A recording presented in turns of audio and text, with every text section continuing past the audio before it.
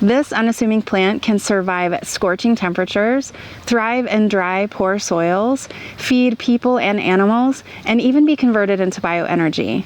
The crop that I am talking about today is one of my favorites to grow in my southern Arizona garden for several reasons. It's very drought tolerant, taking 1/3 to 1/2 less water as corn, and also because you can use the entire plant from top to bottom. And the crop that I'm talking about today is sorghum. We're going to talk about how to harvest it, the history of sorghum, how to process it, and how to use it once you're finished. Sorghum is an ancient grain originating in Africa. Although the time and place of its origin and domestication is still somewhat debated, most experts agree based on archaeological evidence that it was around 8,000 BC that hunter-gatherers began to use it, and around 3,000 BC when they domesticated it. From there, sorghum spread across the African continent, becoming an important dietary staple in arid and semi-arid regions because of its ability to thrive in poor soils and drought conditions. Sorghum was carried along trade routes to India, China, the Middle Eastern regions, as well as the Mediterranean. Sorghum was originally domesticated from the wild race bicolor, and from there, different types of sorghum developed in parallel based upon the region it was grown in and its use. Each race of sorghum developed different characteristics such as panicle size, seed shape, and drought tolerance, and it was these characteristics that allowed it to be so adaptable to different regions. Sorghum is a very tall plant in the grass family that grows between 3 and 20 feet tall depending on the variety. It has long, slender leaves similar to corn, and its stems can be either solid or hollow. At the top of the plant, sorghum will produce a seed head that is made up of small, round seeds. And this seed head is called a panicle, which can be either compact, semi-open, or loose in the case of a broom type of sorghum. These seeds can come in so many different colors. They can be white, tan, brown, orange, red, and even almost black. Overall, sorghum does resemble corn quite a bit. If you saw sorghum seedlings before they start developing the seed head, you might mistake them for corn, but eventually their distinctive seed head, as well as their drought tolerance, sets them apart from corn. Sorghum was likely brought to the U.S. through the slave trade, and it was used for animal fodder, for human consumption, and also for syrup. Benjamin Franklin mentioned sorghum in a 1757 letter to his friend Samuel Ward. He referred to the plant as broom corn, noting that its seeds could be used for bread, its stalks to feed livestock, and the tops made into brooms.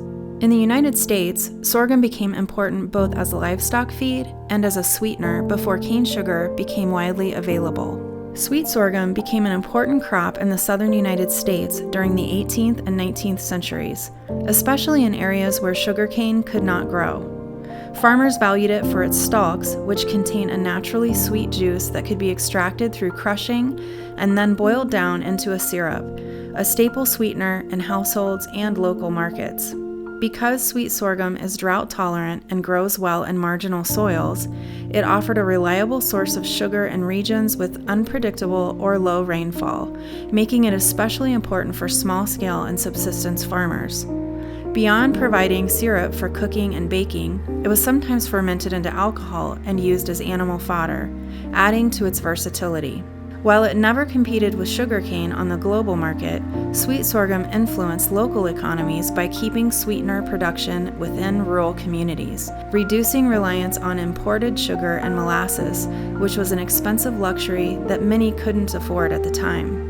Sugarcane and sorghum have very different climate requirements, which is why their cultivation regions only partially overlap. Sugarcane thrives in warm, humid, tropical to subtropical climates with abundant annual rainfall. Sorghum, on the other hand, is a highly drought-tolerant and adapted to semi-arid and arid climates. It can grow in areas with as little as 15 to 30 inches of rainfall per year and withstands high temperatures. Today, sorghum ranks in the top 5 grains produced, and it is still an important dietary staple in places like Africa and South Asia, where it is made into fermented fermented beverages, porridges, and flatbreads. In the United States, sorghum is not as well known compared with other grain varieties, even though we grow about 14% of the world's supply, which equals out to about 8.73 metric tons every year. We have a sorghum belt, just like we have a corn belt or a wheat belt in the breadbasket, and that runs from South Dakota all the way down to Texas. Kansas grows the most sorghum of any state in the country. There are 4 main types of sorghum based upon use and growth habit. So let's go through those right now. Grain sorghum is a relatively short and sturdy plant, though it can grow to varying heights. It can produce a compact or loose panicle or seed head. The seed comes in a rainbow of colors. Grain sorghum is used as food for people and animals.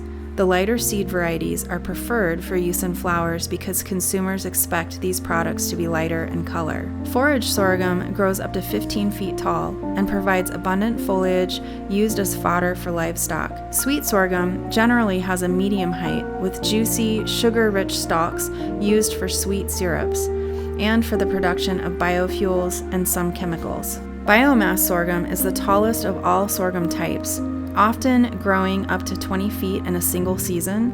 These varieties are specifically bred to produce large amounts of stems and leaves, rather than seeds used for grain, making them ideal for generating bioenergy and other industrial uses.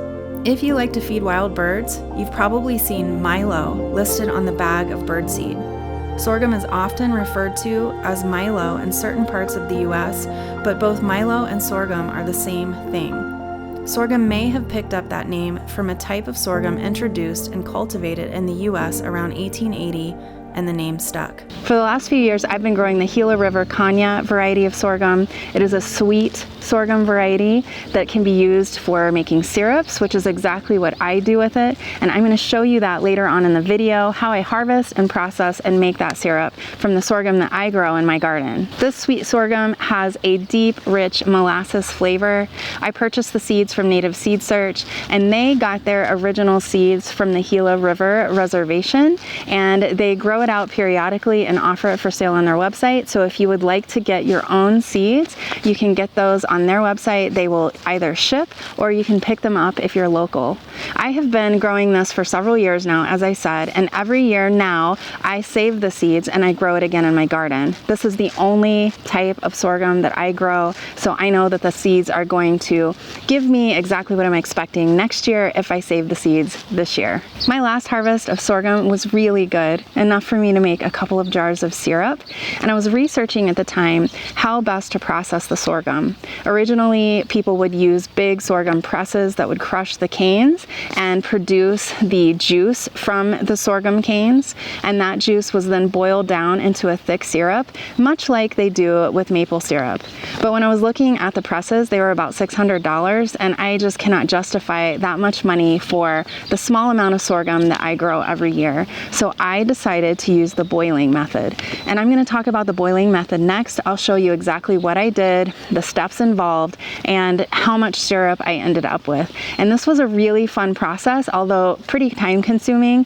I will caution you that if you use your normal pots and pans in your kitchen, it will create quite a bit of mineral buildup that you'll have to clean off with maybe Barkeeper's Friend or some other heavy cleaner. So if you don't want to do that, you may want to set aside a sorghum pan that you can process your sorghum in every year, but that's up to you. First, I trimmed the leaves off the canes while they were still standing in the garden.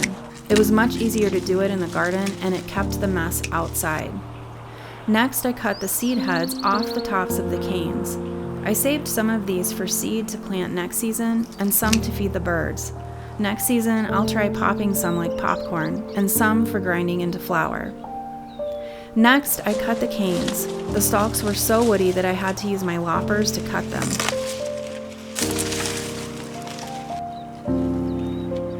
After stacking all of them together, I admired my harvest and took them inside to process. To process them, I put a large pot of water on to boil. While I waited, I cut the canes down into sections small enough to fit into the pot. I split each section in half to expose the center to the water. I put the split sections into the strainer basket, which made removing the canes much easier once they were finished cooking. The point here is to boil out all the sugar into the water.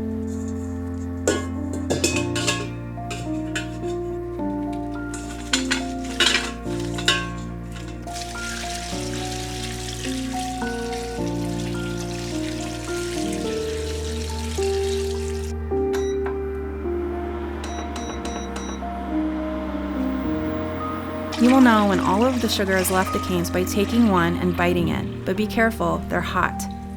If the canes still taste sweet, it needs to boil more. If it isn't sweet, it's ready. Once they were finished, I removed the canes and took them to the compost pile.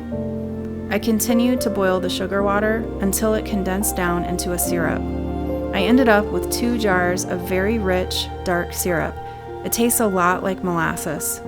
I store my syrup in the fridge so it will keep for longer.